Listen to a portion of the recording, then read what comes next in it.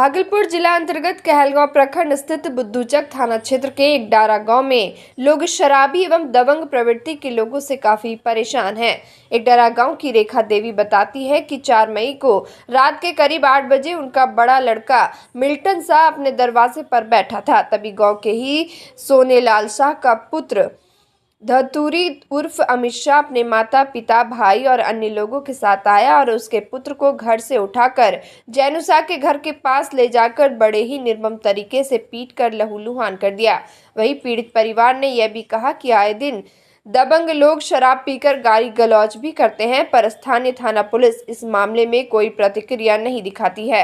वहीं पीड़ित रेखा देवी ने मारपीट के साथ उन लोगों पर छिनतई का भी आरोप लगाया है। हालांकि मारपीट का मूल कारण अभी तक पता नहीं चल पाया है। बहरहाल इस मामले को लेकर स्थानीय थाना में शिकायत दर्ज कर ली गई है। मामले में बुद्धूचक थाना अध्यक्ष ने कहा कि उचित जाँच कर कानूनी कार्रवाई की जाएगी। कुछ नहीं, हम वहाँ बैठे थे, ऐसे आया वो सब जबरदस्ती मारते हुए लेके घिसते हुए यहाँ से लेके गया उधर। कौन मारने लगा था? धतूरी साहब है और सोनेलाल साहब है और उसका लड़का है। किस बात पे विवाद हुआ था? वो जयवा से पहले विवाद हुआ था, 5 महीना 6 महीना पहले। क्या चीज का विवाद था? अरे बच्चा को मारा था स्कूल में, तो हमारे पिताजी जी को मार दिया। वो मारने के बाद वो आया गया पापा समझाने के लिए वहाँ, तो पापा के ऊपर हाथ उठा दिया। हाथ उठाया तो उससे हमसे झगड़ा था, वो इस सब बिना मतलब का ले लिया अपना सिर, उसका झगड़ा। क्या बात हुआ था? कोई मारपीट जो किया, लेन देन कोई चीज का नहीं था सर। जमीनी झगड़ा है सर, कोई चीज का इससे लेने देने नहीं। एक्शन लिया और झगड़ा हुआ, इसका पता पिताजी को मारा उसने, उससे एक्शन लिया था हमको बेटा ने। इससे कोई मामला नहीं, ये ऊपरी झूठे अपने आप का ये मामला ले लिया है झगड़ा करने का। एक बार नहीं 3 बार हो चुका, हमको बेटा को सबको मारा। मेरा भतीजा भी मारा है, दैदा को भी कपार भंग दिया न धतूरी सा ने, और मेरा दोनों बेटा भी फाइटर से मार के ऐसे किया है। कौन धतूरी सा मारा था? हाँ, अच्छा, धतूरी सा मारा है, सोने सा। और आपको भी सुने घसीट के ले गया था? मेरे भी गेट पर से घसीट के ले गया सोने सा।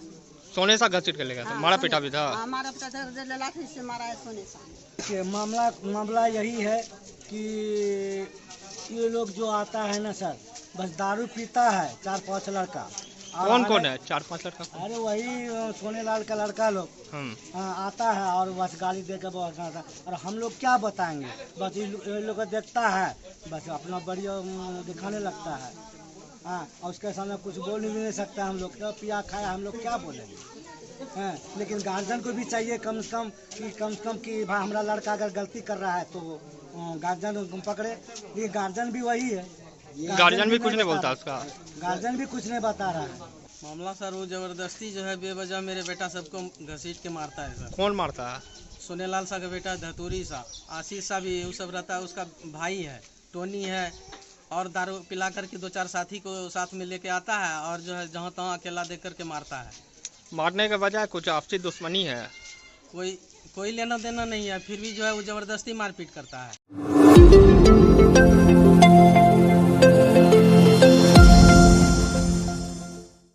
भागलपुर पीरपैंती थाना क्षेत्र के बाकरपुर गांव से पुलिस ने गुप्त सूचना के आधार पर शंकर मिश्रा के घर से हथियार बरामद किया है। दरअसल पुलिस को सूचना मिली थी कि विजय शंकर ने अपने घर पर भारी मात्रा में हथियार छुपा कर रखा है, जिसके बाद पुलिस ने कार्रवाई करते हुए विजय शंकर मिश्रा के घर की जब तलाशी ली तो घर से अवैध हथियार के साथ चाकू को जब्त किया। साथ ही पुलिस पता लगा रही है कि यह हथियार कहां से आया और किस मकसद से अपने घर में उसने हथियार छुपा कर रखा था। इसकी जानकारी कहलगांव अनुमंडल पुलिस उपाध्यक्ष 2 अर्जुन कुमार गुप्ता ने प्रेस वार्ता कर दी। विजय शंकर मिश्रा हैं, बाकरपुर पूर्वी थाना बाकरपुर जिला भागलपुर के। गुप्त सूचना मिली रात को 11 बजे, तो गुप्त सूचना के सत्यापन के लिए टीम बनाकर जब इनके घर को भेजा गया, लगभग 11:30 बज रहा था, तो इनके घर पर ये थे और ये भागने का प्रयास किए, लेकिन भाग न सके। फिर हम लोग सर्च किए तो चौकी के नीचे एक 12 बोर का एक नली बंदूक और 25 12 बोर का कारतूस और 2 लोहे की चाकू पाया गया। पूर्व में भी सर आपराधिक इतिहास रहा है? पूर्व में इनका आपराधिक इतिहास है। पीरपैंती थाना, मिर्जा चौकी, झारखंड थाना और पुनः पीरपैंती थाना और बाकरपुर में शराब के साथ पकड़े गए थे। सर हथियार पिछले 3 बार ये मतलब आर्म्स एक्ट के ही केस में जेल जा चुके हैं और ये 5वें बार ये फिर आर्मी केस में आज जेल जा रहे हैं। और रखने के कारण पूछने पर ये बताया कि हमें हमारे लाइफ को खतरा है, क्योंकि मैं बहुत पहले पत्थर उद्योग से जुड़ा हुआ था और आप तो मतलब उद्योग से जुड़े नहीं हैं, लेकिन अपने गोतियों से झगड़ा है, तो अपनी सुरक्षा में ये अपने साथ रखते हैं।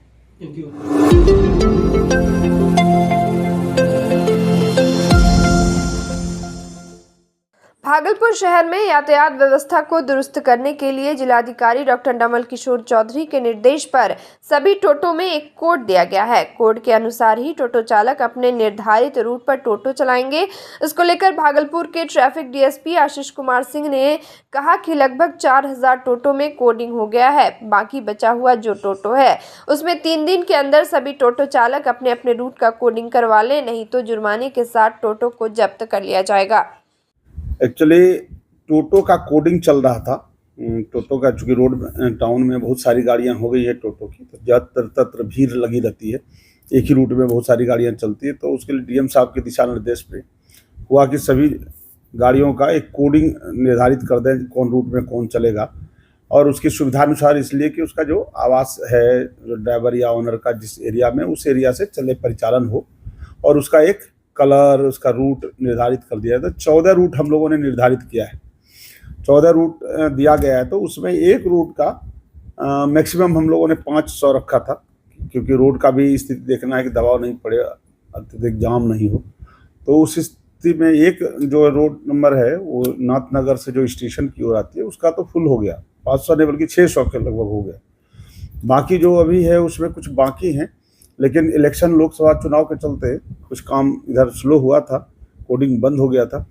तो 3 दिन का समय उन्होंने डीएम सर ने दिया है कि 10 तारीख से अपने रूट में, जिसका जो रूट तय किया गया उस रूट में ही परिचालन करेगा। तो आज 6 तारीख हो गया, 7, 8, 9 3 दिन है।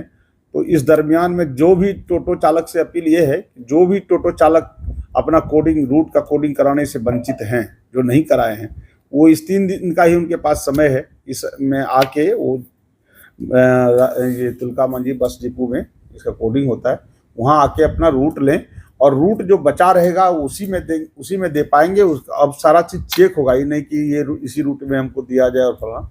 उस रूट में जो जहाँ बाकी उसमें प्रायोरिटी के हिसाब से पहले 500 हो जाएगा, फिर दूसरा आदमी जो रूट बचेगा उसमें से दिया जाएगा। इस प्रकार से 3 दिन में सबको रूट दे देंगे, और 10 तारीख से उसी रूट में उस गाड़ी का परिचालन होगा जो रूट उनको तय किया गया है।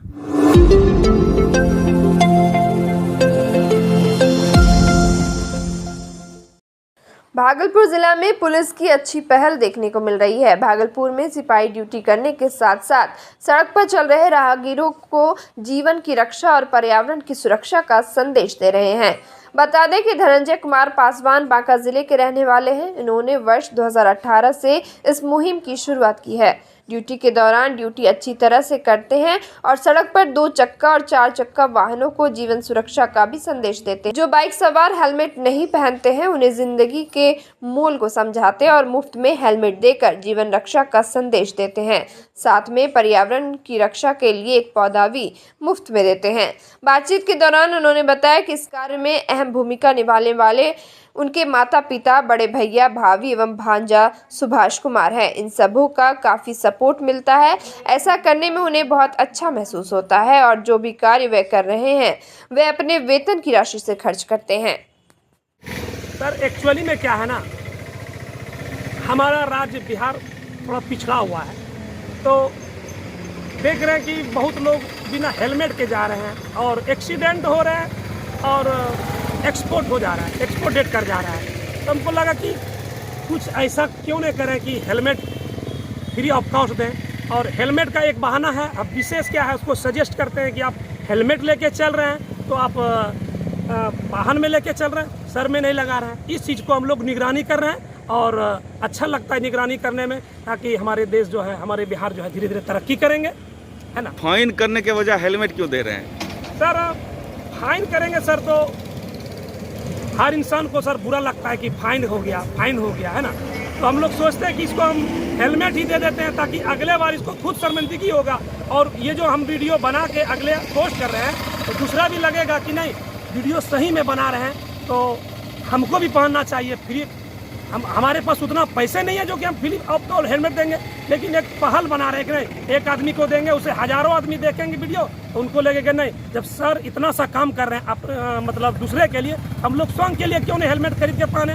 पौधा भी दे रहे हैं, पौधा सर दे रहे हैं, पर्यावरण जो है ना बहुत टेम्परेचर हाई होते जा रहा है। हम लोग का भी तो कुछ कर्तव्य बनते हैं ना, सरकारी जॉब करते तो कुछ कर्तव्य तो बनता है ना कि पर्यावरण को संतुलित बनाने के लिए कुछ अहम भूमिका निभाएं। सरकार तो जो कर रही हम लोग भी थोड़ा सा सोचते हैं कि अपने तरफ से हम अपने पूरी परिवार के तरफ से पर्यावरण को थोड़ा संतुलित करने के लिए। कहाँ के रहने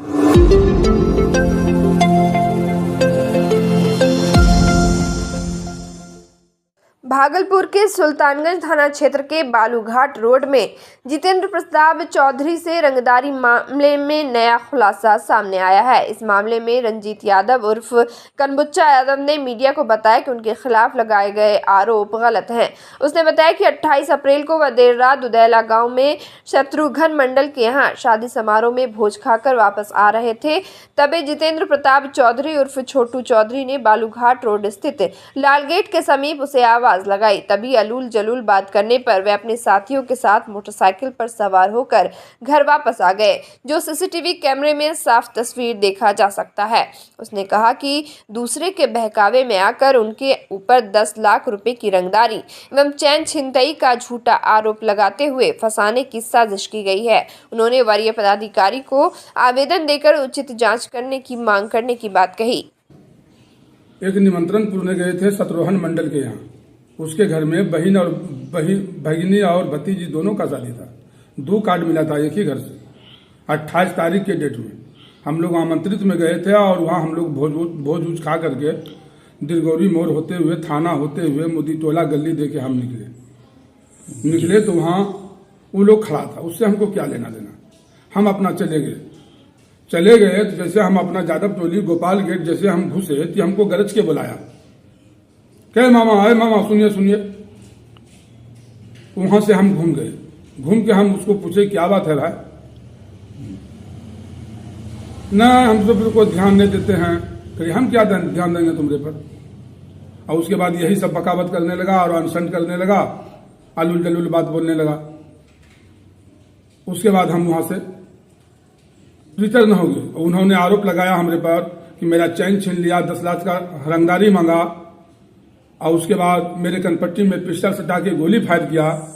इसको देखा जाए उसके अगर यदि चैन छीने होंगे तो उसके चैन पर हाथ होगा मेरा गिरेबान पर।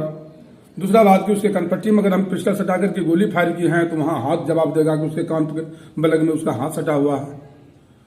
दूसरा बात कि रंगदारी आज तक पूरे शहर में मेरा इतिहास है, आज तक कोई व्यक्ति नहीं बता सकता है कि बुची पहलवान या बुची यादव या रंजीत यादव किसी से 5 पैसा भी किसी से रंगदारी मांगा है, या कोई पान का दुकानदार भी नहीं कर सकता है कि किसी का 5 पैसा हम डालते हैं।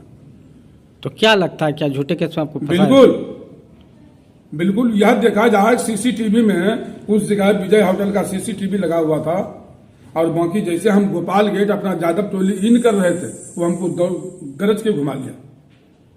वो मेरे प्रतिबंधी का नेतृत्व में फंस के ये गलत अंजाम हमरे पर लगा।